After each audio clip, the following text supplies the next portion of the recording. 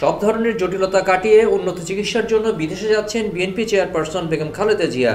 মঙ্গলবার রাতে লন্ডনের উদ্দেশ্যে উড়াল দেবেন তিনি। খালেদা জিয়ার জন্য থাকছে বিশেষ এয়ার অ্যাম্বুলেন্স। বিমানবন্দরে বিএনপি প্রধানকে রিসিভ করবেন তার ছেলে, দলের ভারপ্রাপ্ত চেয়ারম্যান তারেক রহমান। যুক্তরাজ্যে পৌঁছানোর পর সরাসরি খালেদা জিয়াকে নেওয়া হবে লন্ডন ক্লিনিকে।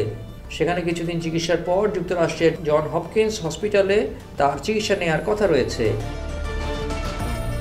খালেদা জিয়ার লন্ডনের উদ্দেশ্যে দেশ ছাড়ার একদিন আগে তাকে নিয়ে ফেসবুকে কিছু কথা লিখেছেন অন্তর্বর্তী সরকারের আইন উপদেষ্টা ডক্টর আসিফ নজরুল।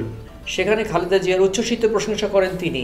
বিএনপি প্রধান যেন সুস্থ হয়ে দেশে ফিরে এসে বাংলাদেশের গণতন্ত্র আর অগ্রগতি বিনির্মাণে যেন ভূমিকা রাখতে পারেন সেই প্রত্যাশা ব্যক্ত করেন আসিফ নজরুল। ডক্টর আসিফ নজরুল লিখেছেন, চিকিৎসার জন্য নভেম্বরে খালেদা জিয়ার বিদেশ যাওয়ার সম্ভাবনা ছিল।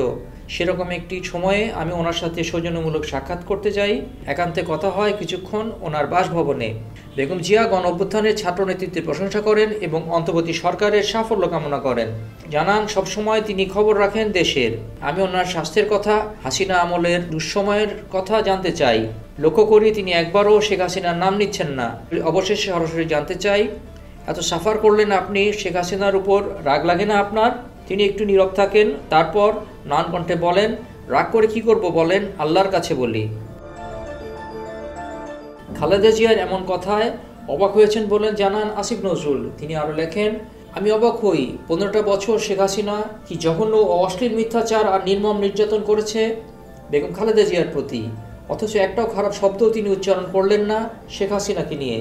আগামীকাল বেগম জিয়া চিকিৎসার জন্য যাচ্ছেন লন্ডনে। আল্লাহর কাছে দোয়া করি তিনি যেন সম্পূর্ণ সুস্থ হয়ে আসেন দেশে, আবারও যেন ভূমিকা রাখতে পারেন বাংলাদেশের গণতন্ত্র ও অগ্রগতি বিনির্মাণে। লিভার সিরোসিস, হৃদরোগ, কিডনি সমস্যা সহ নানান স্বাস্থ্য জটিলতায় দীর্ঘদিন ভুগছেন ৭৯ বছর বয়সী বেগম খালেদা জিয়া। লন্ডনে কয়েকদিন থাকার পর বিএনপি চেয়ারপারসনকে লিভারের উন্নত চিকিৎসার জন্য নিয়ে যাওয়া হবে যুক্তরাষ্ট্রে।